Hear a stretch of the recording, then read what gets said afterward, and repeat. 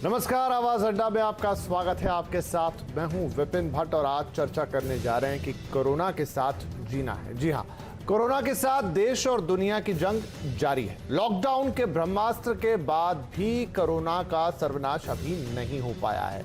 अब देश ने फैसला किया है कि कोरोना का मुकाबला करना है, लेकिन साथ में अपने काम भी करने हैं। देश इस वक्त 3 रंगों में बटा हुआ है, लाल, नारंगी और हरा। ये रंग तय कर रहे हैं कि हमें देश के किस हिस्से में कोरोना का कितना खतरा है।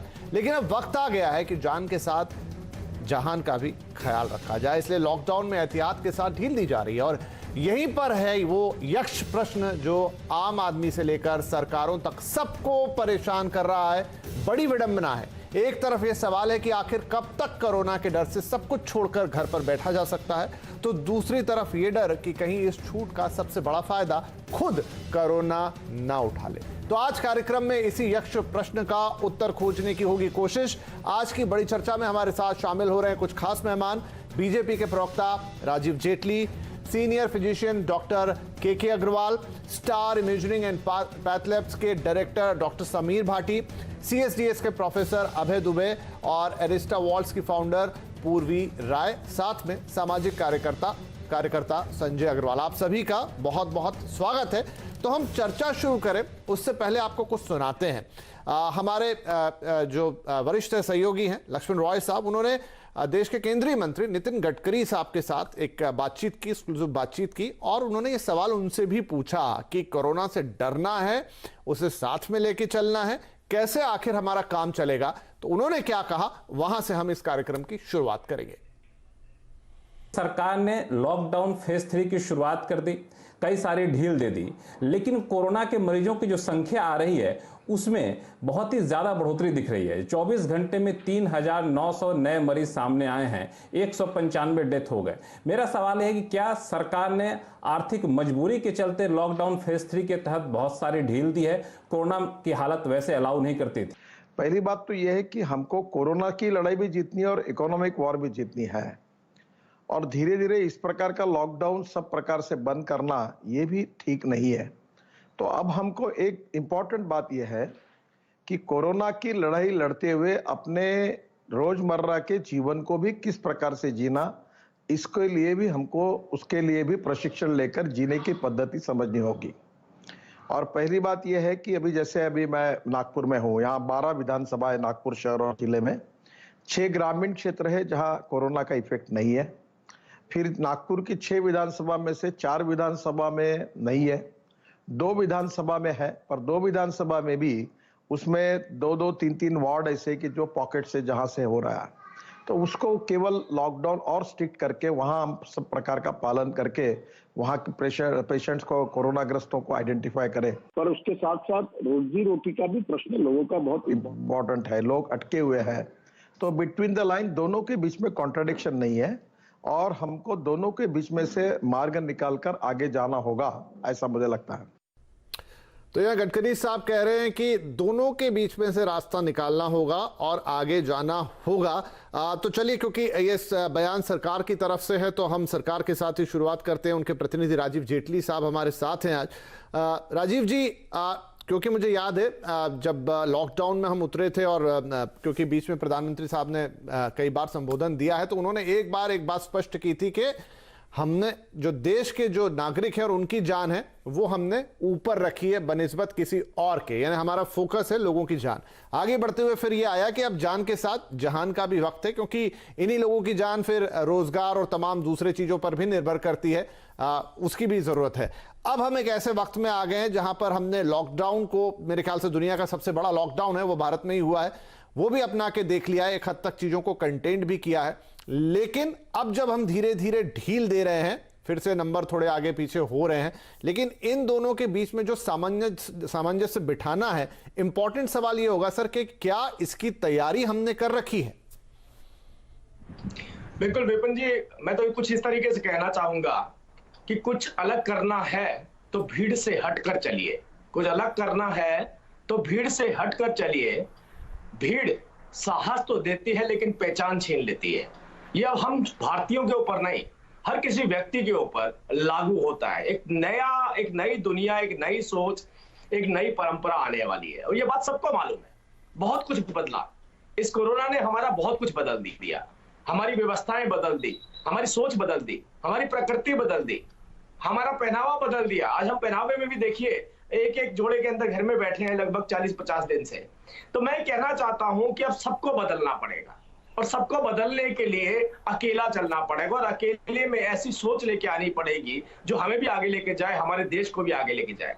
हमारी सरकारों ने इस काम को शुरू कर दिया है। हमारी सरकारें विभिन्न तरीके से सोच रही है, जैसा अभी गडकरी जी ने भी बताया कि दुनिया के अंदर वो कंपनियां जो भारत आना चाहती हैं उनके लिए कैसे जमीन मुहैया करवानी है, उसके लिए कैसे व्यवस्थाएं बनानी है। और वो व्यवस्थाएं आपने भी देखी होंगी, आज हमने किस स्तर पर जाके कितने लाख हेक्टेयर जमीन जो है हमने अवेलेबल करवा रहे हैं। कुछ देश जो उस जमीन से छोटे हैं जितनी हम दुनिया को अवेलेबल करा रहे हैं कि हमारे देश में आके उद्योग लगाइए। तो ऐसे परिस्थितियां जिसमें खुद को भी बचाना है, देश को भी आगे लेके जाना है और दुनिया में अपना तो राजीव जी बातें एक साथ जुड़ी रही जी, ये तो थोड़ा लॉन्ग टर्म प्लान हो गया कि आगे हम किस तरीके से डील करेंगे। लेकिन अगर मैं शॉर्ट टर्म में पूछूं कि अब जब हम चीजों को खोल रहे हैं और इसका एक आउटकम ये हो सकता है कि हम देखें कि कोरोना के नंबर काफी तेजी से बढ़े, जो पिछले एक हफ्ते का ट्रेंड भी अब दिख रहा है, मरीजों की संख्या बढ़े, मृतकों की संख्या भगवान न करे लेकिन अगर उसमें भी इजाफा होता है, तो ये इसकी तैयारी के बारे में मैं आपसे पूछ रहा था कि जब हम इसमें ढील देने जा रहे हैं तो उसका जो एक बैकग्राउंड हमें तैयार करना होता है कि अब कितने से बुरा कितना क्या हो जाएगा, क्या हम उसके लिए तैयार हैं? मैं विपिन जी, मैं आपको ये बताना चाहता हूं कि जो दिन आज आप देख रहे हैं इसकी तैयारी सरकार ने पहले ही कर ली थी। जो बड़े बड़े लेवल पे आपने देखा, सरकार ने पूरे एडमिनिस्ट्रेशन के बाद डेली प्रेस कॉन्फ्रेंस में अपनी एक एक बात को बताना, कितने लाख हमने बेड तैयार किए हैं। हमें मालूम था कि ये दिन आएगा, क्योंकि ये दिन आना था और वो दिन आज आ चुका है। हो सकता है और अच्छा दिन भी आ सकता है, थोड़ा से बुरा दिन भी आ सकता है, उसकी सारी तैयारियां सरकार ने कर रखी हैं। लेकिन हाँ, ये बहुत इंपॉर्टेंट बात है कि हमें आगे भी बढ़ना है, हमें लॉकडाउन भी खोलना है, हमें इंडस्ट्री भी चलानी है। ऐसे में एक बात बिल्कुल सबके समझ में आ चुकी है कि जो व्यर्थ में हम अपना वक्त खराब कर रहे थे, व्यर्थ में अपना पेट्रोल और डीजल खराब कर रहे थे, आज ज्यादा एफिशिएंसी बढ़ी है लोगों की जब वो घर से काम कर रहे हैं, जब वो वर्क फ्रॉम होम कर रहे हैं तो उनकी एफिशिएंसी ज्यादा आ रही है। पहले उनके वक्त निर्धारित होते थे 9 से लेके 5, 5:30 या 6 बजे तक के। आजकल वही लोग बताते हैं हम 6 बजे से शुरू होते हैं और रात के 9 बजे तक घर पे किसी भी वक्त हम ऑफिस का काम करते हैं।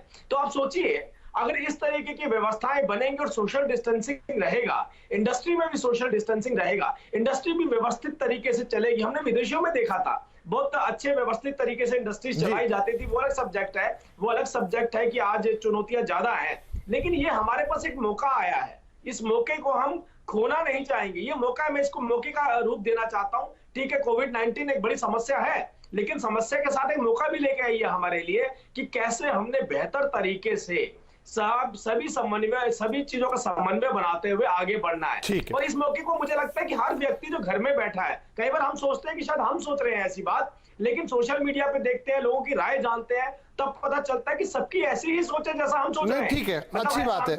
ठीक है सर, सोच को सकारात्मक ही रखना होगा, लेकिन यही है कि हम हकीकत को भी साथ साथ लेते चलें। तो मैं डॉक्टर के अग्रवाल से पूछूंगा, क्योंकि डॉक्टरों का नजरिया थोड़ा इसमें अलग रहता है। अग्रवाल साहब, अब हमने ये डिसाइड किया है और ये है कि भाई हम कोरोना से तो लड़ाई करेंगे ही, लेकिन अपनी जो दूसरी आर्थिक चीजें हैं उनको भी जारी रखेंगे और इस सोच में बहुत कोई खामी दिखाई नहीं देती। लेकिन जो असल चिंता हो सकती है, असल चुनौती हो सकती है, वो ये है कि जब आप ऐसा करेंगे तो आपके सामने अब कोरोना और विकराल रूप लेकर आएगा। अब टाइमिंग की बात करें, 40 दिन के ऊपर हम ऑलरेडी अपना लॉकडाउन लेकर आ चुके हैं, तो क्या कुछ और वक्त इसको चलना चाहिए था? लेकिन तब सवाल ये होता है कि वो कुछ और वक्त हमेशा कम पड़ जाएगा। कैसे इस समस्या में या इस स्थिति को आप बैलेंस बिठाएंगे कि हाँ भाई, अब इससे आगे लॉकडाउन करके कोई फायदा नहीं मिलेगा, आपको चीजें चलानी होगी, आप नेक्स्ट स्टेप की तैयारी कीजिए। देखिए, एक हफ्ता पहले मैंने एक वीडियो शेयर किया था लोगों के साथ में, और उसमें मैंने यही कहा था कि हमें कोरोना के साथ लड़ना होगा, कोरोना के साथ रहना होगा और हमारे को अपने आप को चेंज करना पड़ेगा। We have to accept that corona is going to stay. आज तक मैं स्मॉल पॉक्स को छोड़ दूं, कोई ऐसे वायरस नहीं आया जो आया हो और चला गया हो। HIV आज तक है, इबोला आज तक है, मर्स आज तक है, SARS-1 गया था, वो अपना रूप बदल के SARS-2 के फॉर्मेट में वापस आ गया। जब हमें मालूम है कि ये वायरस रहेगा हमारे साथ में, हमें इसके साथ जीना होगा। इसने हमारे को कोलेटरल बेनिफिट्स बहुत सारे दिए। इसने हमें सिखा दिया कि पोल्यूशन कम कैसे करते हैं। अब आपको मालूम है पोल्यूशन लेवल 1000 हो जाएगा, 2 दिन के लिए आप लॉकडाउन कर दो, आपका पोल्यूशन कम हो जाएगा। अब आप घर से आप काम करोगे तो पोल्यूशन लेवल आपका 50% वैसे ही कम हो जाएगा उसके साथ में। तो हर जगह पे ये हमारे को सिखा रहा है पॉजिटिव चीजें। एक्सीडेंट्स कम हो गए, डेथ्स कम हो गई सड़क के ऊपर में, और जो हमारे जो हॉस्पिटल्स के अंदर में हॉस्पिटल एक्वायर्ड इन्फेक्शंस कम हो गए। ठीक है, एक तरफ इसने हमारे को बहुत कुछ सिखाया है, जो हमें मालूम है इसके साथ रहना है तो हमारे को, और इसका आंसर सिर्फ एक है, सोशल डिस्टेंसिंग। अब जो हमारे घरों में शादियां होती हैं जहाँ पे हम दिखावा करते हैं वो सारा खत्म हो जाएगा। 25-50 लोगों की शादियां होंगी, 25 लोगों के यहाँ पे शमशान घाट में जाओगे। हर जगह में जब सोशल डिस्टेंसिंग आएगी तो हर चीज, इकोनॉमी रिस्ट्रक्चर होगी, हमारा देश रिस्ट्रक्चर होगा, हम रिस्ट्रक्चर होंगे, स्ट्रेस लेवल खत्म हो जाएगा। लोग कहते थे कि आप ऑफिस में दिन भर काम करते हो, आपके पास टाइम ही नहीं है। अब आपके पास टाइम ही टाइम है, काम भी ज्यादा कर रहे हो, भाग भी नहीं रहे, ऑफिस से भी आप नहीं भाग रहे, घर के अंदर कोई बीमार है उसकी सेवा भी आप कर पा रहे हो। तो मेरे कहने का मतलब है, जब हमें रहना है कि ना कोविड जाने वाला है ना ये जाएगा, हो सकता है 3 साल 4 साल 5 साल, याद रखिए लास्ट पेंडेमिक 2009 में आया था H1N1, अभी तक नहीं गया। और जब हमें मालूम है हमें इसके साथ रहना है तो फिर, और हमें ये भी मालूम है इससे बचाव का तरीका सिर्फ एक है, वो है सोशल डिस्टेंसिंग। सोशल डिस्टेंसिंग अगर 3 से 6 फीट की करते हो तो आपको कोई दिक्कत नहीं आएगी। जहां तक मास्क का सवाल है, now you can have a shield. Shield का मतलब है प्लास्टिक की एक शील्ड आप बना सकते हो जिससे कि आप मास्क का काम ले सकते हो। और अब पूरी दुनिया के अंदर में लोग फैशन ला रहे हैं कि किस तरीके से मास्किंग हो। अपने को याद है पुराने जमाने में पर्दा था, लोग बुर्का पहनते थे, वो स्पेनिश फ्लू के बाद आया था, ताकि लोगों ने उस टाइम पे सीखा। जो चीज स्पेनिश फ्लू ने हमें सिखाई थी हम भूल गए, अब वापिस हमें उस पे आना है। तो अगर हमें इसके साथ रहना है तो रोना धोना क्यों?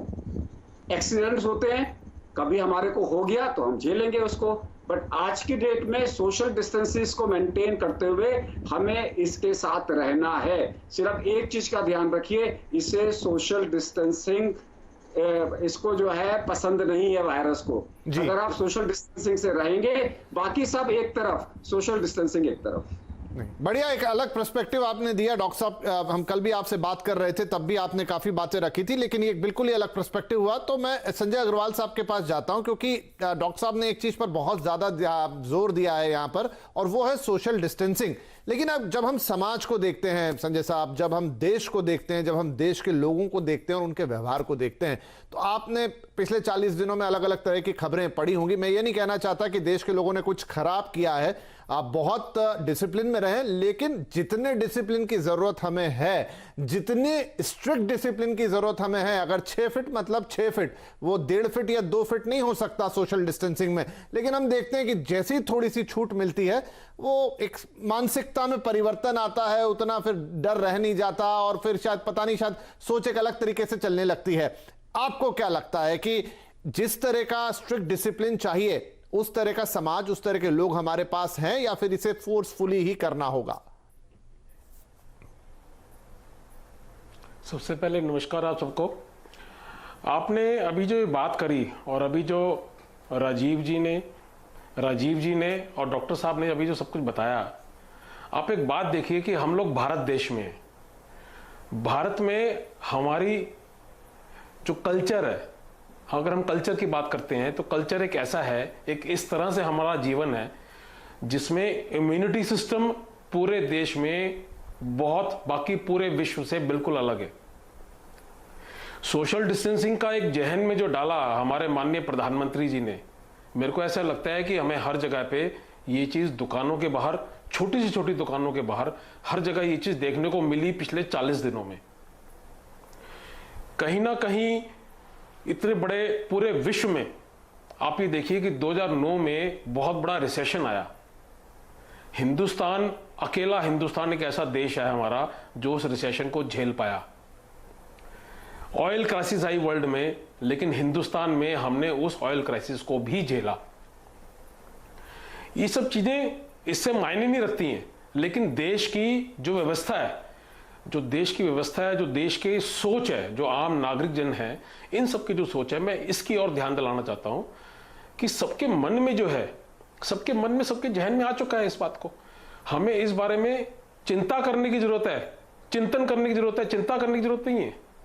उस चिंतन के लिए मोदी जी ने हमारे जहन में वो सब कुछ भर दिया कि हर जगह पे आप जहां निकलेंगे, छोटी छोटी दुकानों में भी, वहां पर सोशल डिस्टेंसिंग का हम लोगों लेकिन को संजय साहब, पिछले 2 दिन में जो दृश्य हमें नजर आए शराब की दुकानों के सामने देश के अंदर, वो चिंता पैदा करने की बात हमारे मन में ले आते हैं। मैं बिल्कुल है, मैं उसी बात पे आ रहा था कि जितना 40 दिन में मेहनत करी गई पूरे देश भर में, जिस तरह से मोदी जी ने, पूरी सरकार ने जो मेहनत करी, सभी राज्यों ने जो मेहनत करी, मैं किसी राज्य को दोष नहीं देता हूं, सभी राज्यों ने जो मेहनत करी, लेकिन क्या हुआ कि हम लोग मेट्रोज में, हम मेट्रोज की अगर बात करते हैं, मेट्रोज में दिल्ली, अब हम दिल्ली में रहते हैं, दिल्ली सबसे बड़ा शहर है, कैपिटल सिटी है भारत की और मेट्रो सिटी है, लेकिन इसमें एक दुर्भाग्यपूर्ण जो घटना घटी 2 दिन में, जो आपने अभी बात करी बीच में, वो सबसे बड़ी बात है कि 2 दिन में सारी सोशल डिस्टेंसिंग की शराब की दुकानों पर धज्जियां उड़ा के रख दी गई। बड़े शर्म की बात थी कि अगर सरकार को, बाकी सारे स्टेट्स भी तो है, सिर्फ दिल्ली क्यों, बाकी सभी में तो राजस्व, मैं मानता हूं इकोनॉमी के लिए राजस्व की जरूरत है, ऐसा कहा जा रहा है प्रेस में, मीडिया में, सरकार द्वारा कि 10,000 करोड़ का इससे रेवेन्यू आएगा। मैं मानता हूं हो सकता है, पहले 6,000 करोड़ का आता था, अब उनका मानना है कि 10,000 करोड़ का आएगा। अगर रेवेन्यू सिर्फ शराब की दुकानों से चलना था तो आपने अब तक शराब की दुकानें बंद ही क्यों करी? आप जिस तरह से किराने परचून की दुकानें चल रही थी, चलने देते, आप उसका समय रखते, ताकि जो सोशल डिस्टेंसिंग की धज्जियां इस 2 महीने में उड़ी, ऐसा जी। तो बस मेरा प्रश्न पूछने का आशय यही था कि क्या हम समाज के तौर पर ऐसे स्ट्रिक्ट डिसिप्लिन के लिए तैयार हैं? इस बात को और आगे लेकर जाएंगे, लेकिन मैं अभी प्रोफेसर अभय दुबे के पास जाऊंगा। दुबे जी, जो हम बात कर रहे हैं कि क्या ये हर सही व्यक्ति चाहता है, जी, क्या ये सही टाइमिंग था? देखिए, थोड़ा अंतर्राष्ट्रीय उदाहरण लेते हैं कि दुनिया के जो कुछ देश हैं, कुछ बड़े देश, आप सिंगापुर की बात कर लें, जापान की बात कर लें, उन्होंने एक समय, उन्हें लगा कि अब हम बहुत अच्छी स्थिति में पहुंचे हैं, उन्होंने लॉकडाउन में ढील दी, बड़ी ढील दी। इस समय दुनिया के कुछ दूसरे देश भी ये तैयारी कर रहे हैं, इनफैक्ट कुछ कर चुके हैं। लेकिन अगर मैं सिंगापुर और जापान का उदाहरण लूं, जिनमें पॉपुलेशन भी सिंगापुर की तो छोटी है, उनको वापस से अपना फैसला वापस लेना पड़ा। तो अब अंतर्राष्ट्रीय बिरादरी का उदाहरण लेके क्या ऐसी स्थिति हमारे साथ भी बन सकती है, वो एक आगे की बात होगी। लेकिन क्या लॉकडाउन और साथ में कोरोना के साथ लड़ाई अब ये पैरेलल चलेंगे? हो सकता है कि एक बार खुलने के बाद आपको दोबारा ये फैसला लेना पड़े, वैसे भी हम जोन्स में तो बटे ही हुए हैं, लेकिन आपको दोबारा ये फैसला लेना पड़े कि चलिए अब मैंने इतनी ढील दी, मुझे फिर से लॉकडाउन में जाना पड़ेगा।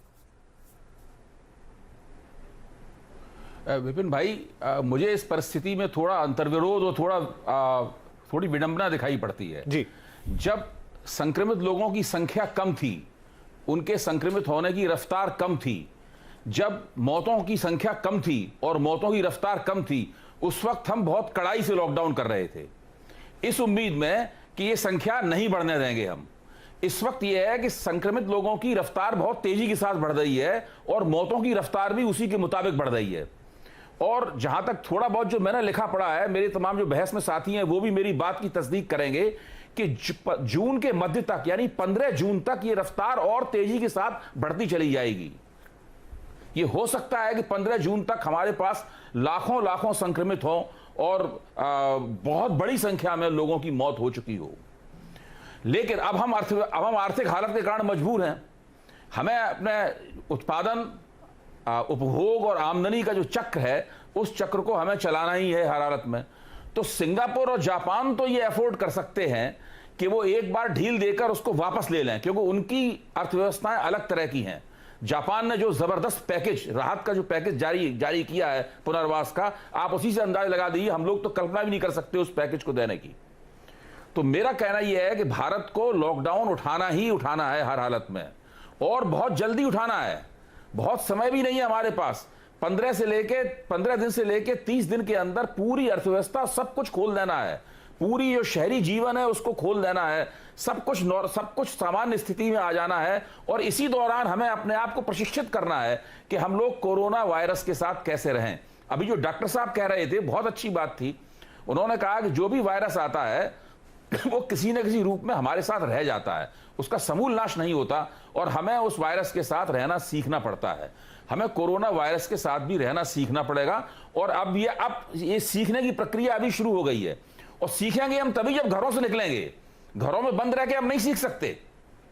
अगर हम सोचें कि हम घरों में बंद रहें, बाहर पुलिस वाला डंडा लेके खड़ा रहे और हमको देखे कि हम गड़बड़ी तो नहीं कर रहे हैं, ऐसी स्थिति में नहीं सीख पाएंगे। जब हम स्वाभाविक रूप से समाज में निकलेंगे, सड़क में निकलेंगे, अपने कार्यस्थल पर जाएंगे, अपने शॉपिंग सेंटर में जाएंगे, लोगों से बातचीत करेंगे, अपने रिश्तेदारों में जाएंगे। मैं आपको बीच में रोक रहा हूं, मैं उसी चीज की बात कर रहा था कि वो स्थिति कितनी वास्तविक है। जब मैं आपसे सवाल पूछ रहा हूं आपको बीच में रोक के, तब मैं अपने स्क्रीन पर एक फ्लैश देख रहा हूं कि अहमदाबाद में पैरामिलिट्री फोर्स को तैनात करना पड़ा है जस्ट इसलिए कि लोग लॉकडाउन का पालन करें।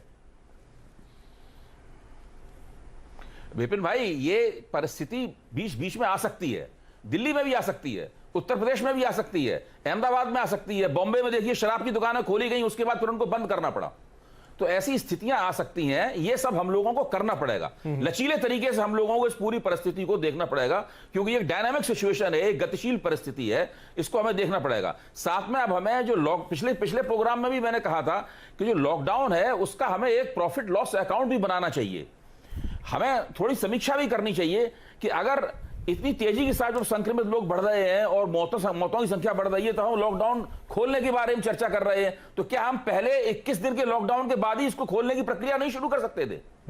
तब हमारे पास आर्थिक वापसी के लिए ज्यादा समय होता, हमारी अर्थव्यवस्था को उस वक्त तक कम नुकसान होता, कम लोगों का रोजगार जाता, हमारा जो ग्रोथ रेट है वो नेगेटिव में नकारात्मक हो गया है, वो वैसी स्थिति शायद वैसी नहीं होती। तो मेरा कहना यह है कि इन सब चीजों की भी समीक्षा हमें करनी चाहिए। जी, बढ़िया है। आपने एक बहुत अच्छी बात की कि पूरी जो सिचुएशन है वो बड़ी डायनामिक है और डायनामिक सिचुएशन का कोई फिक्स फॉर्मूला नहीं हो सकता। आपको स्टेप बाय स्टेप चीजों की समीक्षा करनी होगी और उस हिसाब से फैसले लेने होंगे। हमारे साथ पूर्वी रॉय हैं जो आज इस पैनल पर इंडस्ट्री को रिप्रेजेंट कर रही है। तो पूर्वी, अब जब हमने काम की शुरुआत की है तो क्या मसलन आपकी कंपनी को ले लें या पूरी इंडस्ट्री, अगर आप इंडस्ट्री को रिप्रेजेंट कर रही हैं, तो क्या कोई इस तरह का प्लान आप लोगों ने तैयार किया है कि अब ये जो काम करेंगे हम एक नए चैलेंज में काम करेंगे, ठीक है, जहां आपको काम भी करवाना है और लोगों को उतनी ही सुरक्षा भी देनी है? और आप ये मानिए कि जो समाज का निचला तबका है, जो मजदूर वर्ग है या जो श्रमिक वर्ग है, वहां पर चैलेंज सबसे ज्यादा है। एग्जैक्टली मैं बिल्कुल आपकी बात सही है। मैं यही बोलना चाहूंगी कि लॉकडाउन का आज 43rd डे है और 50,000 लोग इससे अफेक्ट हो चुके हैं। तो लॉकडाउन 3.0 को हम एक नया नाम दे रहे हैं इंडस्ट्री पीपल, उसको कहा जा रहा है कोविड इकोनॉमी 1.0। हम कोविड के साथ जीना सीख गए हैं, उसके मेजर्स को अडॉप्ट करना सीख गए हैं, हम सीख गए हैं हाइजीन फॉलो करना, क्लीनलीनेस को फॉलो करना, जैसे कि मेरे फेलो पैनलिस्ट बोल रहे हैं, और सोशल डिस्टेंसिंग के नॉर्म्स को हम अच्छे से कड़ाई से पालन कर रहे हैं। तो इसीलिए मैं बोलना चाहूंगी कि लॉकडाउन 3.0 एक स्टेप है कोविड इकोनॉमी 1.0 की तरफ, क्योंकि इस कोविड इकोनॉमी को हम 3 साल तक, आने वाले 3 सालों तक और सालों तक साथ में जिएंगे। तो उस स्थिति में हम किस तरीके से इसके साथ में जीना सीखेंगे और किस तरीके से इकोनॉमी को, जो कि बहुत इंपॉर्टेंट चीज है, बिजनेस इकोनॉमी इंडियन इकोनॉमी के लिए बहुत इंपॉर्टेंट चीज है, बिजनेस, इंडस्ट्रीज, मैन्युफैक्चरिंग, तो उसको साथ में लेते हुए किस तरीके से हम आगे बढ़ेंगे, इसका नाम है कोविड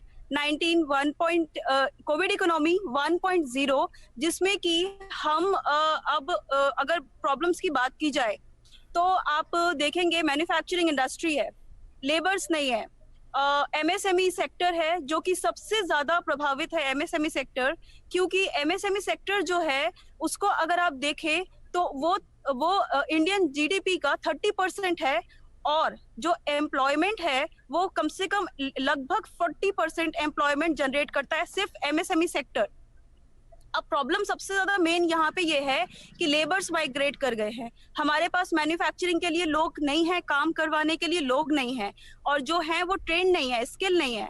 तो साथ ही साथ इस चीज में मैं सॉल्यूशन भी देती जाऊंगी, अगर ये चीज अगर पालन हो तो एमएसएमई सेक्टर्स में जो स्किल के लिए जो लेबर्स नहीं है, ऐसा कुछ स्कीम बनाया जाए एमएसएमई सेक्टर्स के लिए, लेबर्स को इंश्योर करने के लिए कि जहाँ पे गवर्नमेंट जो है वो अपनी तरफ से ऐसा स्कीम लाए जिस स्कीम में वो रोजगार गारंटी योजना दे और उसके थ्रू वो स्किल डेवलपमेंट में लेबर्स को स्किल करे और हमें उनको मुहैया करवाए, लेबर्स को हमें प्रोवाइड करवाया जाए। दूसरा, एमएसएमई सेक्टर जो है वो सबसे ज्यादा प्रभावित है और इस कारण से 30 to 40% एमएसएमई की हालत आज ये है कि जो इंसॉल्वेंसी के कगार पे है, जो कि दिवालिया हो सकती है। तो इस कारण से सरकार को कम से कम जैसे फार्मर्स को वो सपोर्ट कर रही है, कुछ योजनाएं ला रही है, कुछ लोन दे रही है, ऐसे सब्सिडरी रेट पे very very very low rate पे ऐसा लोन एक लाना चाहिए, एमएसएमई सेक्टर्स को देना चाहिए जिनका 2 साल का फाइनेंशियल रिकॉर्ड हो और उस लोन में कम से कम उनको सपोर्ट करे और बहुत ही रियायती दर पे उनको एक लंबे पीरियड तक देना चाहिए। इस तरीके से सपोर्ट करना चाहिए। ठीक है, आपकी पूर्वी कुछ बातें आपकी सही है। तो मैं यहाँ पे राजीव जी हैं, तो राजीव जी, पैकेज का इंतजार तो पूरे देश को है, बातें उसकी होती रहती है, लेकिन उससे इंपॉर्टेंट जो चीज मैं आपसे यहाँ पूछना चाहूंगा, जो बात पूर्वी जी ने भी उठाई, वो ये कि जो मजदूर इस समय थोड़े से माइग्रेट होके एक दूसरी मिक्स हो गए। मान लीजिए कि मुंबई से बहुत सारा मजदूर चला गया, अहमदाबाद से चला गया और ये लिस्ट लाखों में है, ट्रेनें चलाई जा रही हैं उनको एक जगह से दूसरी जगह ले जाने के लिए। तो अब जबकि हम काम खोलने की शुरुआत कर रहे हैं, उस समय वर्कर्स की बहुत दिक्कत हो सकती है। तो क्या इसके लिए सरकार की तरफ से कोई प्लान तैयार है, कोई ऐसी चीज जिससे उनको वापस लाना, उनको इस बात का भरोसा दिलाना कि आपका स्वास्थ्य भी ठीक रहेगा और आपका रोजगार भी इंटैक्ट रहेगा? क्या उस पर कोई प्लान या एक्शन हो रहा है इस वक्त? विपिन जी, मैं एक बार स्पष्ट करना चाहता हूं, मैं भी कई बार मैं पढ़ रहा था कि मजदूरों का माइग्रेशन हो रहा है, लेकिन जो ऑथेंटिक बात है वो थोड़ी सी अलग हटके है। मैं ये नहीं कहता हूं कि मजदूरों का माइग्रेशन नहीं हो रहा है, मजदूरों का माइग्रेशन हो रहा है, लेकिन जो उम्मीद की गई थी कि लाखों की तादाद में मजदूर माइग्रेट करेंगे, एक जगह से दूसरी जगह पे जाएंगे, वो सच्चाई नहीं निकली। क्योंकि ऐसे रजिस्ट्रेशन जब देखे जा रहे हैं, जहां उम्मीद की गई थी कि इतने लाख लोग आएंगे, वह कुछ हजार लोगों तक सिमट के रह गया था। रही बात कि जो लोग अवेलेबल नहीं है या दूसरी जगहों पे जा रहे हैं, मान लीजिए कोई मजदूर महाराष्ट्र में आ रहा है, दूसरी जगह से आ रहा है, तो ये गवर्नमेंट ने एक इनिशिएटिव लिया है कि उनको स्किल डेवलपमेंट यूनिवर्सिटीज के साथ अटैच किया जाएगा, उनको प्रतिभा दी जाएगी ताकि वो वहां पर अपना कार्य कर सके। उत्तर प्रदेश सरकार ने भी, बिहार ने भी, बाकी सब राज्य सरकारों ने भी इसके ऊपर काम किया, इवन हरियाणा ने भी काम किया, लेकिन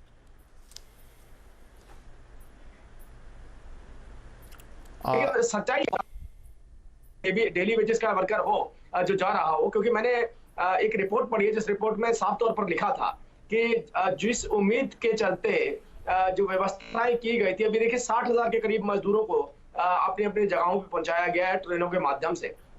लेकिन मैं ये नहीं कहता हूं कि ये कोई कम संख्या है, ये भी एक बड़ी संख्या है। लेकिन हर मजदूर किसी न किसी राज्य में, किसी न किसी राज्य से जा रहा है, तो अगर वो दूसरे राज्य से भी आ रहा है तो ये गवर्नमेंट जी, लगता है राजीव साहब के लिंक के साथ थोड़ा सा इशू है, हम उसे करेक्ट करने की कोशिश करेंगे और फिर उनके पास जाएंगे एक बार फिर। लेकिन अब हम समीर साहब के पास चलेंगे। समीर साहब, आपने पूरी चर्चा अभी तक सुनी और अब ये आम जनजीवन से भी जुड़ी है, सामान्य लोगों से भी, और खासतौर पे जो हम मजदूर और श्रमिक वर्ग की बात कर रहे थे, क्योंकि वो एक जगह से दूसरी जगह पर जा रहे हैं, शायद वो वापस भी आएंगे।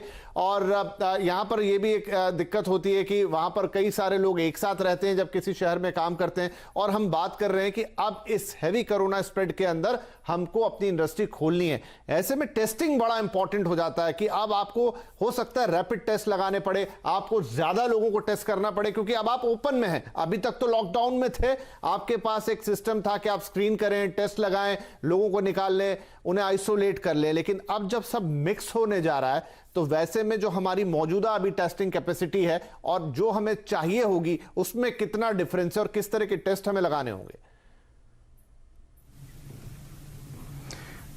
जी, मैं अभी डॉक्टर के अग्रवाल सर ने जैसा बताया कि हमें कोरोना के साथ ही रहना पड़ेगा, और डॉक्टर साहब को पता है कि जो हेल्थ केयर इंडस्ट्री है वो तो ड्यूरिंग कोरोना भी चल ही रही है, उसमें वर्किंग फ्रॉम होम ऐसा कोई कॉन्सेप्ट तो होता नहीं है। तो स्पेसिफिकली ज़्यादातर इसमें है कि जो स्टाफ वगैरह है उन लोगों का पहले से माइंडसेट बन चुका है कि अच्छा हम, बट अदर इंडस्ट्रीज़ है उनके सामने थोड़ी ये प्रॉब्लम आ रही है। बाकी जो आपने अभी टेस्ट की बात की, टेस्टिंग को लेके मैं एक ध्यान खिंचवाना चाहूँगा आपका कि अभी क्या हो रहा है कि जिस तरह की कॉल्स आ रही है, जो सस्पेक्ट पेशेंट कॉल कर रहे हैं, उनके पास प्रिस्क्रिप्शन होता है सब कुछ जो ICMR की गाइडलाइंस के अकॉर्डिंगली, पर वो बहुत हेजिटेट करते हैं टेस्ट कराने में अभी भी, कि उनको रिक्वायर्ड है, पेशेंट सिम्टोमेटिक है, पर फिर भी वो टेस्ट कराने के लिए 10 बार सोचते हैं।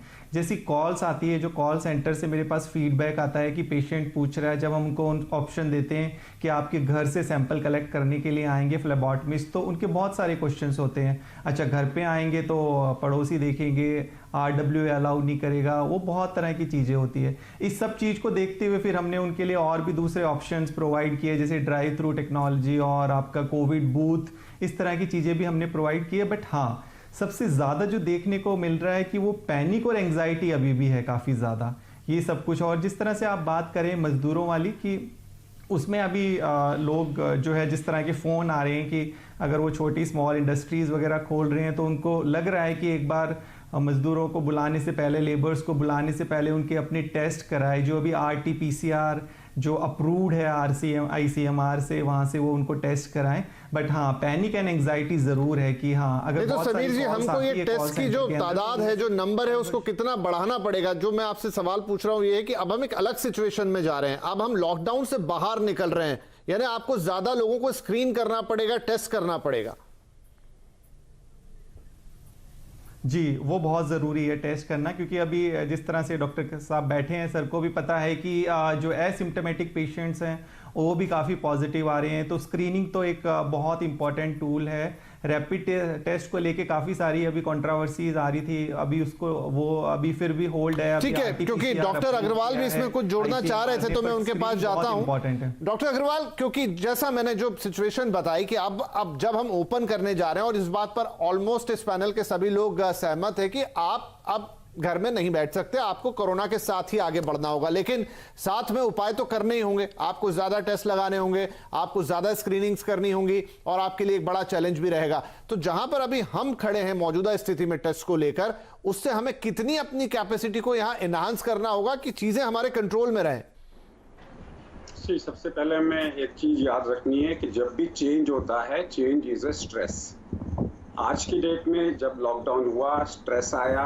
अब लॉकडाउन धीरे धीरे हट रहा है, तो फिर स्ट्रेस आएगा। अब जो लॉकडाउन हट रहा है, तो this is a time for restructuring. चाहे वो हॉस्पिटल हो, चाहे वो क्लिनिक की प्रैक्टिस हो, चाहे आप लोगों का, आप पहले कभी इतने सारे स्काइप पे आप मीटिंग्स नहीं करते थे, अब आप लोगों ने भी चेंज कर लिया, स्काइप पे आ गए हो, जूम पे आ गए हो इसके अंदर में। तो देयर इज अ रीस्ट्रक्चरिंग। अब जो डीलॉकिंग होगा, रीस्ट्रक्चरिंग होगा, तो रीस्ट्रक्चरिंग के 3 फेजेस होते हैं, 4 फेजेस होते हैं। पहला है यूफोरिया। देखो, मैंने कहा था मोदी जी रिलैक्स करेंगे, मोदी जी ने रिलैक्स करना चालू कर दिया। Then the second phase is reaction, जो आप देख रहे हैं यहाँ पे सब लोग भाग रहे हैं, पता नहीं दारू कल मिलेगी कि नहीं मिलेगी। ये रिएक्शन था, क्योंकि उनको लग रहा था कि आज जितनी उठानी है उठा लो, कल पता नहीं फिर लॉकडाउन कर दें। तो ये रिएक्शन के बाद में एडजस्टमेंट, कि हमें तो इसके साथ जीना है, हमें तो कोविड के साथ ही रहना है। Then you will start liking the social distancing, then you will start liking the new culture. तो ये अलग अलग फेजेस होते हैं। अभी क्योंकि ये लॉकडाउन डीलॉकिंग हो रहा है, तो वी एक्सपेक्ट कि अभी 1-2 दिन, 4 दिन, 1 हफ्ते तक रिएक्शंस होगा। इसमें थोड़ा स्पट भी आ सकता है केसेस का, और 1 हफ्ते के अंदर अंदर 17 तारीख तक आप लोग एडजस्ट हो जाओगे इस एटमॉस्फेयर से, और बाद में आप इस नए कल्चर को, इस नई रिस्ट्रक्चरिंग को पूरे इंडिया के अंदर में लोग पसंद करेंगे। इसी रिस्ट्रक्चरिंग में लोग ट्रांसफर हो रहे हैं, क्योंकि जो लोग दिल्ली में हैं, जिनको सोशल डिस्टेंसिंग के लिए जिनको कमरे ही नहीं मिलेंगे रहने के लिए, they will have to restructure themself. पूरी इंडिया में आप देखेंगे रीस्ट्रक्चरिंग होगा, and that restructuring will be for a betterment, and that's what madam has said about economic 1.0। ये जो इकोनॉमिक का 1.0 है, ये रिएक्शन फेस है, ये एक्सपेक्टेड है। केसेस भी बढ़ेंगे, रिएक्शंस भी होंगे, मीडिया भी क्रिटिसाइज करेगा, लोग सड़कों पे भागेंगे, उनको लगेगा पता नहीं बस दूसरी मिलेगी कि नहीं मिलेगी, ट्रेन दूसरी मिलेगी कि नहीं मिलेगी। ये अंडरस्टैंडेबल है। 3-4 दिन में जब उनको मिलेगा कि दुकानें तो खुली रही हैं, मेरे को आराम से शराब मिल जाएगी, तो लोग लाइनों में आना चालू कर देंगे। नंबर 1। नंबर 2 है, अब ये जो सोशल डिस्टेंसिंग है, वो एक आदमी दूसरे को सिखाएगा, क्योंकि उनको इन्फेक्शन होगा। फेज नहीं आएगा, तब तक हम एडजस्टमेंट नहीं बोलेंगे। जी ठीक है, चलिए फिर भी वो सवाल रह गया कि नंबर ऑफ टेस्ट वाला, तो यहाँ एक छोटा सा ब्रेक ले लेते हैं। नंबर ऑफ टेस्ट की भी हम बात कर लेंगे क्योंकि वो संख्या भी देखनी होगी, किस तरीके से इंतजाम है। राजीव जी से भी उस पर एक हम विचार ले लेंगे उनका। और आगे चलते हुए ब्रेक के बाद खासतौर पर जिसकी बात कर रहे हैं कि जब हमें नए तरीके से सीखना है, तो वो नए तरीके से जीना सीखना है, तो वो नए नॉर्म्स क्या होंगे। मतलब आप कोरोना के साथ जब आप रहेंगे तो शुरू से आप ये जान रहे हैं सोशल डिस्टेंसिंग है, मास्क लगाएंगे, हैंड हाइजीन रखेंगे, लेकिन क्या और भी बातें होंगी जिनका अब आपको ध्यान रखना होगा। किस तरीके से वो परिवर्तन आएंगे, आपको अभी से क्या एडॉप्ट कर लेना है, अपनी सोच में बिठा लेना है, क्योंकि अब सबको घर से बाहर निकलना है। तो वो सारी चर्चा जारी रहेगी छोटे से ब्रेक के बाद। आज हम बात कर रहे हैं कि आप कोरोना के साथ ही जीना है, तो इस जीने को आपको कैसे डिजाइन करना होगा, क्या लाइफस्टाइल रहेगी, क्या चुनौतियां रहेंगी, क्या मुश्किलें रहेंगी। और मैं एक लाइटर नोट पर चालू करता हूं। और राजीव साहब आप भी ध्यान दीजिए कि ये, क्योंकि हम सोशल मीडिया पर भी हमें कई सारे लोग देख रहे होते हैं लाइव कार्यक्रम में, तो किसी ने लिखा है कि सरकार से निवेदन है कि खासतौर पर महिलाओं के लिए एक पिंक जोन बनाया जाए और गोलगप्पे, टिक्की के स्टॉल और इन सब के लिए इजाजत दी जाए, जहां महिलाएं खा भी सके अपनी फ्री चीज और साथ में वो अर्थव्यवस्था में योगदान भी कर सके। तो ये थोड़ा लाइटर मोड पे बात रही। पर सर यहां पर जो अभी हमने डॉक्टर साहब को सुना या तमाम चीजें, मैं आपसे ये पूछना चाहूंगा कि अब हम जब नए चैलेंज में जा रहे हैं, मोटे मोटे तौर पर हमें पता है कि कितने हॉस्पिटल्स हमारे पास तैयार है, कितने वेंटिलेटर का इंतजाम हमने कर रखा है, लेकिन जो टेस्टिंग की बात है, क्योंकि एक बड़ी विडंबना ये है यहां पर कि करीब 70% के आसपास जो लोग हैं वो असिम्प्टोमेटिक हैं, और जब आप सब बाहर निकलेंगे और सिम्टम वाले को तो आप फिर भी पहचान सकते हैं, बिना सिम्टम वाले के लिए टेस्टिंग जरूरी होगी। तो क्या टेस्टिंग के लिए कुछ नया प्लान, कुछ नई तैयारियां हैं जहां हम नंबर ऑफ टेस्ट बढ़ाएंगे या कोई तरीका बदलेंगे कि कैसे अब आप लोगों को स्क्रीन करेंगे और उन्हें टेस्ट करेंगे? बिल्कुल विपिन जी, बहुत सारे ऐसी टेस्टिंग हमारी इनोवेशन जो भारत ने अपनी खुद इनोवेट करी है, ऐसे ऐसे निकल करके आ रही हैं। पहले हम डिपेंडेंट होना पड़ता था क्योंकि ये जो पैंडेमिक है इसके बारे में कोई अंदाजा नहीं था कब आएगा, कैसे आएगा, क्यों आएगा। और जब वो आया तो केवल भारत नहीं पूरी दुनिया के साथ ये चुनौती।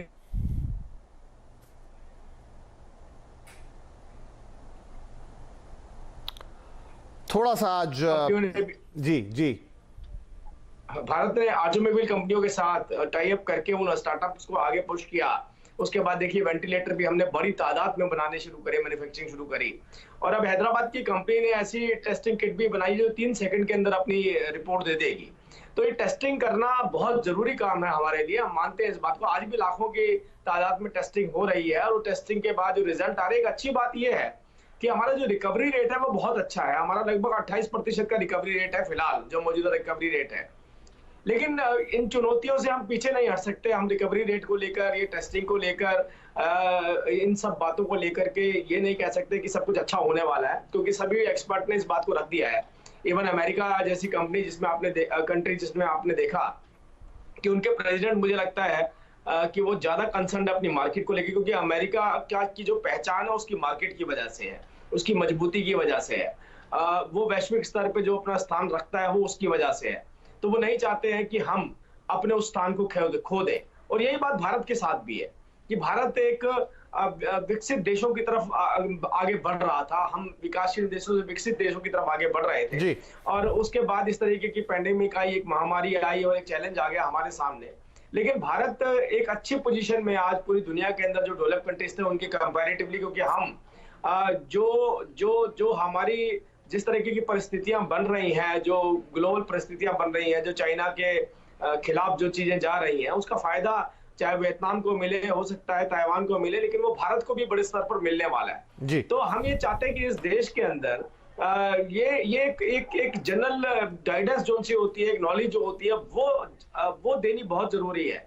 आप टेस्टिंग ज्यादा करेंगे, सिर्फ आइडेंटिफाई कर सकते हैं कि कोविड के कितने पेशेंट है, क्योंकि अभी हमारे पास कोई वैक्सीन नहीं है इसका कोई ट्रीटमेंट, इसका कोई क्योर, इसका कोई इलाज नहीं है।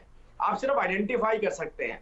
आइडेंटिफाई करने के लिए गवर्नमेंट बहुत कंसर्न है, और उसके सीनियर अधिकारी, पूरा ICMR, पूरा एडमिनिस्ट्रेशन, इवन लोकल लेवल पे SDM, DC, सभी लोग केवल एक ही काम कर रहे हैं आज की डेट में, कि हम किसी भी तरीके से कोविड का खात्मा करें।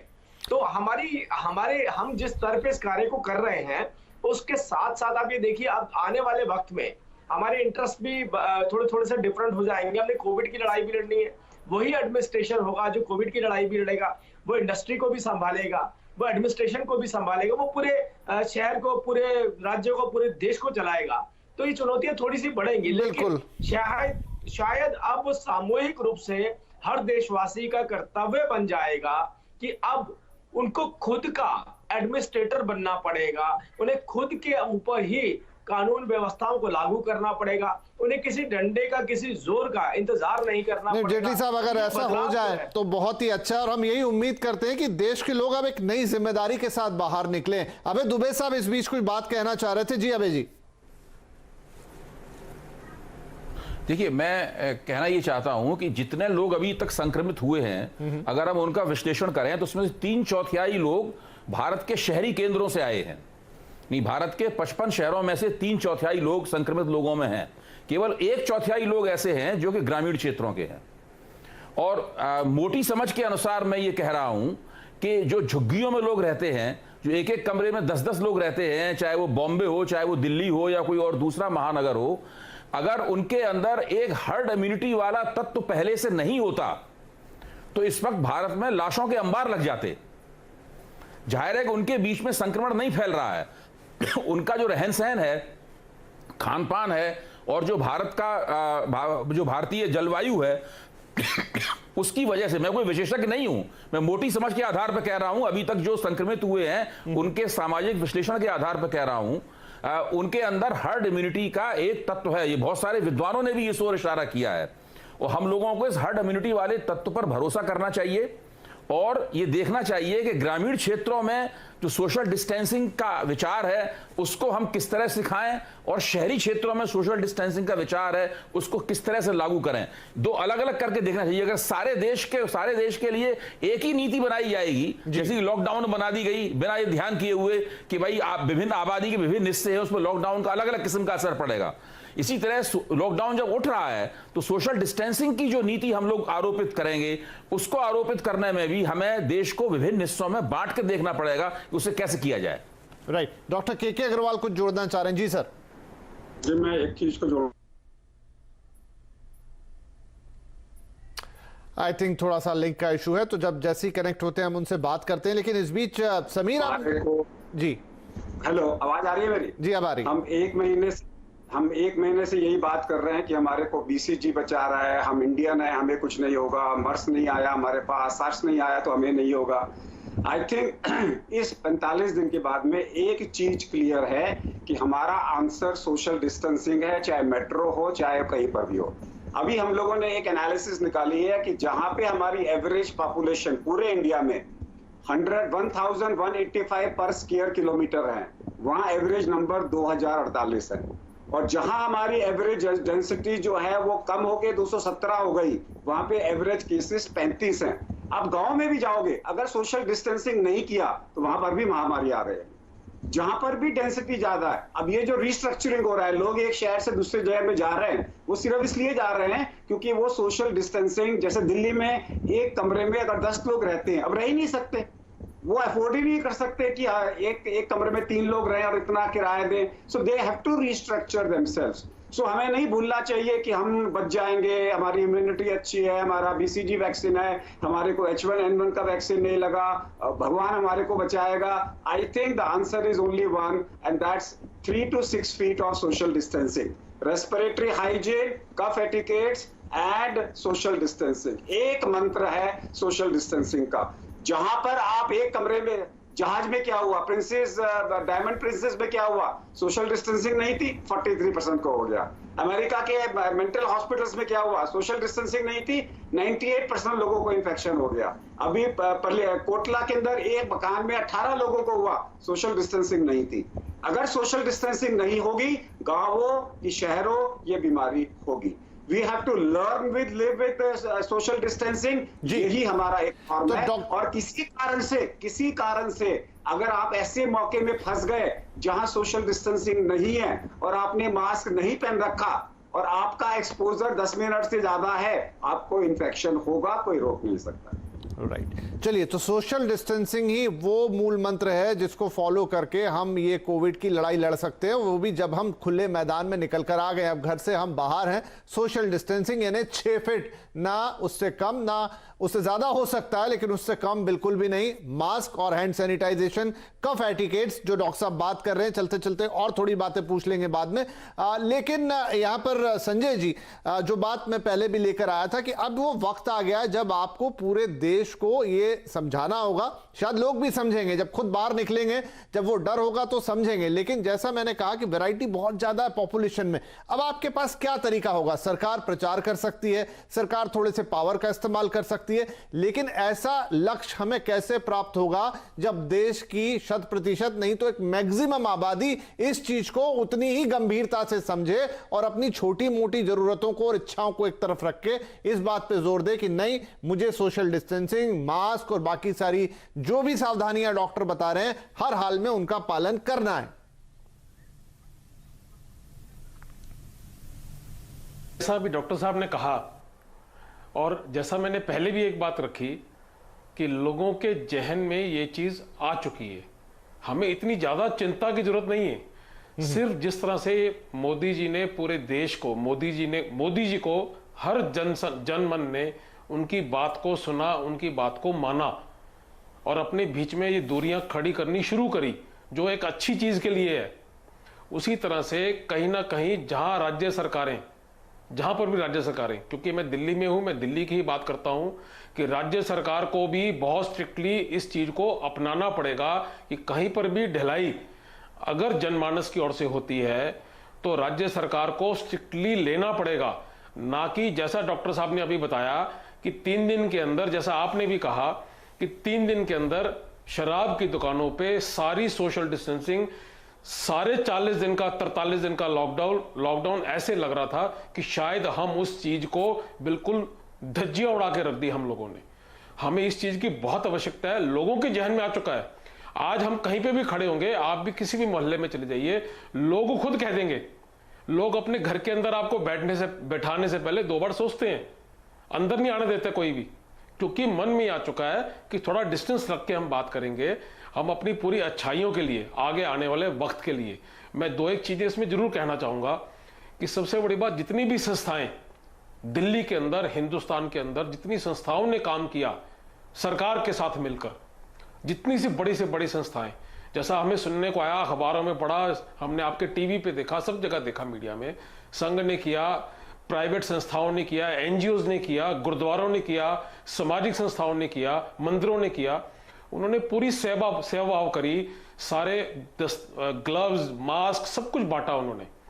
किस लिए? ताकि लोगों को लोग एजुकेट हो सकें कि हमें इस वक्त किस व्यवस्था की जरूरत पड़ चुकी है कि आगे आने वाले 1-1.5 साल कम से कम, ऐसा बिल्कुल है, डॉक्टर साहब बिल्कुल मानेंगे कि 1.5 से 2 साल तक हम मान के चले कि ऐसा रहने वाला है। और हमारे बहुत ही आदरणीय प्रधानमंत्री मोदी जी से, पूरी सरकार से, राजीव जी प्रवक्ता भाजपा के साथी बैठे हैं, वो भी बीच में बैठे हैं इसी बीच में, मैं उनसे भी दरखास्त करूंगा कि बात आगे रखी जाए कि जिस तरह से एनवायरनमेंट, आज आप देखिए कि एनवायरनमेंट ही चेंज हो गया, जिस चीज को हम सोच भी नहीं सकते थे कि एनवायरनमेंट कभी चेंज होगा, इतनी पोल्यूशन, इतना सब कुछ कैसे होगा, कैसे गंगा साफ होगी, कैसे यमुना साफ होगी, सब कुछ हो गया, ये प्रकृति ने कर दिया। तो इसके लिए अपना मानना यह है कि सरकार आगे से आने वाले वक्त में लॉकडाउन खुलने के बाद भी कम से कम महीने में 2 दिन, आखिरी शनिवार इतवार सरकारी दफ्तर सब बंद होते हैं, बैंक बंद होते हैं, कि 2 दिन पूरा लॉकडाउन रखें। लोगों के मन में इस बात को अपनाने का आ चुका है, पूरा लॉकडाउन रहना चाहिए हर महीने, जब तक भी हमें पूरा एनवायरनमेंट पूरा जिंदा रहना है, सबको अपने काम धंधे से भी फुर्सत मिलेगी। ठीक है सर, ये उत्तम विचार हो सकता है, लेकिन चूंकि अब मेरे पास समय थोड़ा कम रह गया, इसलिए मैं फटाफट कुछ सवाल लेता हूं। तो पूर्वी हम आपसे बात कर रहे थे, आपने इंडस्ट्री की कुछ तकलीफें रखी, लेकिन जब हम ये देखते हैं कि आप के यहाँ पर लोग काम कर रहे हैं, तो आपकी तरफ से क्या होगा कि उनको थोड़ा एजुकेट किया जाए, उनको थोड़ा समझाया जाए? यहाँ मतलब सिर्फ इतना नहीं कि जमीन पर वो गोले बना दिए जाएं और समझा दें कि इन पे खड़ा होना है, मेरा मतलब है उस तरीके से जहां उनको ये समझ आए कि भाई अब इस तरीके नया जो समय आ गया है, कोरोना के साथ जीने के लिए ये बातें बिल्कुल साफ होनी चाहिए। तो क्या कोई एजुकेशन प्रोग्राम, क्या कोई ट्रेनिंग उस तरह की आप लोगों ने सोची है? जी बिल्कुल, बिल्कुल आपने सही बोला। हम सोच रहे हैं कि लोगों को अवेयर करने के लिए ऑब्वियसली हमारे ऑफिसेज में अभी से ही सैनिटाइजेशन से लेके सारा कुछ शुरू हो गया है, क्योंकि मैं टेक्नोलॉजी स्टार्टअप से बिलोंग करती हूँ। तो टेक्नोलॉजी स्टार्टअप में हम खुद ही एक ऐसे डिवाइसेस बना रहे हैं जो कि स्टरलाइजेशन और सैनिटाइजेशन को एक नेक्स्ट लेवल तक लेके जाएगा।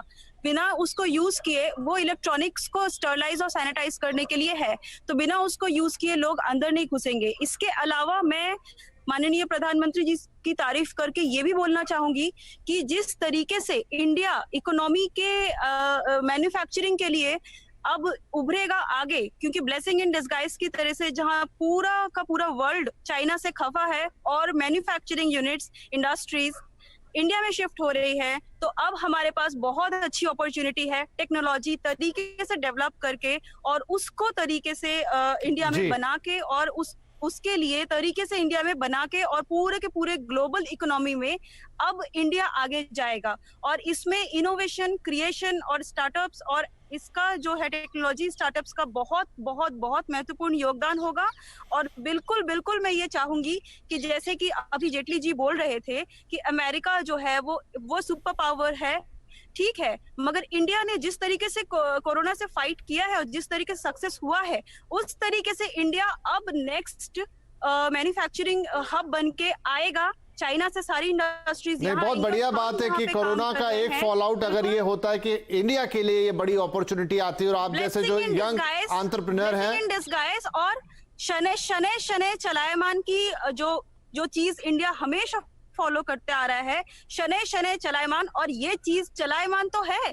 इसीलिए जो लॉकडाउन 3.0 है, इसको हम कह रहे हैं कोविड इकोनॉमी 1.0, जहां से स्टार्ट होती है अब इंडिया की इकोनॉमी। जी बढ़िया है, बहुत अच्छी बात है। लेकिन अब क्योंकि बिल्कुल अंत की तरफ आ गए तो मैं समीर जी से एक सवाल लेना चाहूंगा। समीर जी, ये सारी बातों के बीच बहुत सारी पॉजिटिव चीजें भी हैं, बहुत सारा डिसिप्लिन भी है, लेकिन एक है कि आखिरकार हमें इससे छुटकारा तो चाहिए और उसके लिए कोई वैक्सीन चाहिए होगी, कोई दवाई चाहिए होगी। इजराइल से खबर आ रही है, अमेरिका से खबर आ रही है, भारत में भी हमने सुना है कि 30 अलग अलग जगहों पर कंपनीज कुछ काम कर रही हैं डिफरेंट फॉर्मूलाज पे अभी। लेकिन वास्तविकता में हम कहां पहुंचे, कितनी जल्दी हमें इसका इलाज मिलने की संभावना है?